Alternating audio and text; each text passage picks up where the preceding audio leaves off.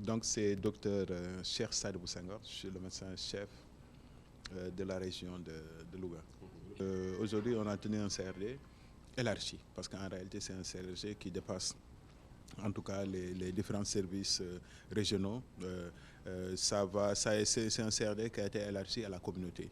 Je vais vous parler des délégués de quartier, des imams, mais également en tout cas des collectivités territoriales, de la presse et tout le monde. En tout cas, c'était un tout petit peu dans le cadre de la communication autour de cette maladie émergente. Je vais vous parler en tout cas de l'épidémie à coronavirus, en tout cas aujourd'hui, en tout cas qui est présente un peu partout dans le monde et qui fait l'actualité.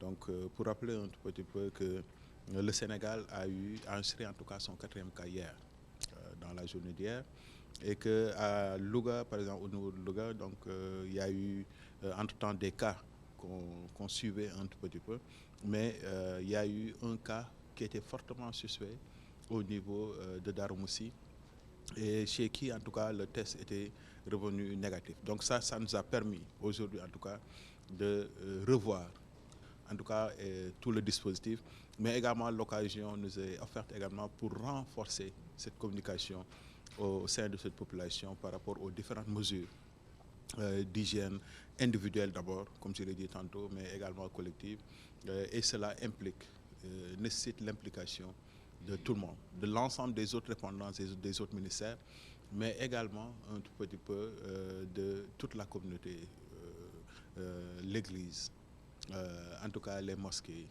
les délégués de quartier, les bajenu gox et l'ensemble des relais, et de même que les journalistes aujourd'hui ici présents, pour que la bonne information arrive au sein de la population et que les habitudes soient revues un peu par rapport véritablement à la propagation, si toutefois on ne le souhaite pas qu'il y ait un cas ici. Et que la région, c'est une région particulière, comme je l'ai dit tantôt, il y a beaucoup d'émigrés dans cette région. Mais le plus important aujourd'hui, c'est le dispositif qu'il va falloir mettre et ne pas créer un tout petit peu cette psychose autour de la maladie. Et pour cela, je pense qu'il y a un rôle extrêmement important que tout un chacun doit jouer véritablement pour gérer au maximum possible, donner la bonne information, faire de telle sorte que les habitudes changent un tout petit peu et faire de telle sorte également à chaque fois qu'il y a des manifestations cliniques qui démarrent, qu'on puisse, nous, en tant qu'autorités sanitaires, avoir l'information et voilà, dérouler en tout cas le système qui a été mis en place autour de ces cas suspects, véritablement dans le cadre de la prise en charge.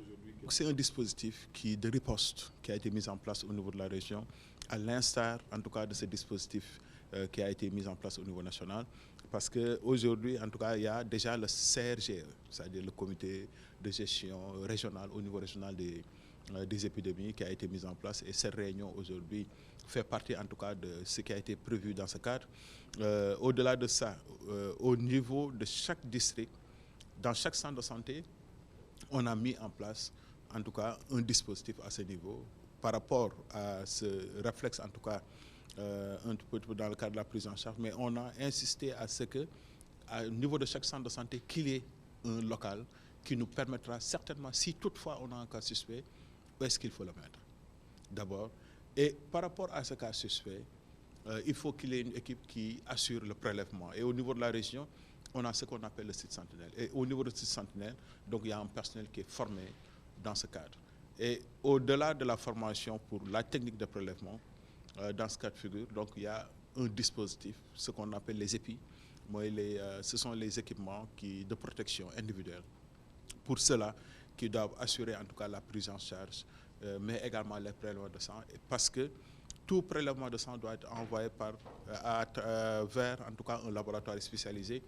Et aujourd'hui, ce laboratoire spécialisé se trouve à Dakar. Et là, il va falloir mettre en place un dispositif sécurisé de prélèvement, mais également de transport, en tout cas de ces prélèvements vers Dakar, vers l'Institut Pasteur. Et aujourd'hui, ce dispositif a été mis en place au niveau de la région.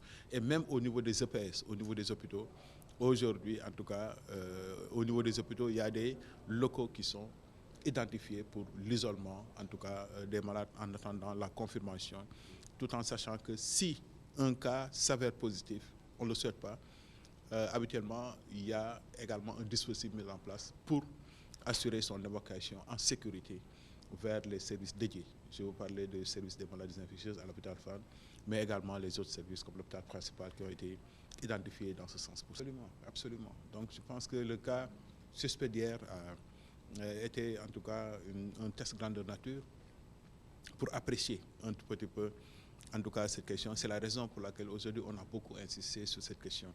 Parce que quand on a vu, malgré que ce taux et le taux de malades atteints de coronavirus était très élevé, on a un taux de mortalité lié à cette maladie qui était de 3,4%. Et il y a 96,6% de taux de réussite. C'est-à-dire des malades qui l'ont eu et qui sont guéris. Donc pour dire tout simplement que aujourd'hui c'est un phénomène mondial, mais on parvient à sauver des vies. C'est vrai qu'un décès est toujours de trop, mais ce qu'il faut comprendre, c'est qu'il y a d'autres pathologies qui tuent autant que le coronavirus et qui sont toujours là avec nous. Donc je pense qu'aujourd'hui, en tout cas, il s'agit un tout petit peu de faire telle sorte que les populations soient conscientes, en tout cas, qu'il y a en tout cas des comportements qui peuvent freiner l'évolution de la maladie et qui peuvent sauver énormément de vies. Et ces comportements sont des comportements très simples. C'est l'hygiène individuelle et collective. Et je pense qu'aujourd'hui, on a partagé tout ce qu'il faut aujourd'hui au sein de cette hygiène individuelle et collective, véritablement pour barrer la route un petit peu à ce virus.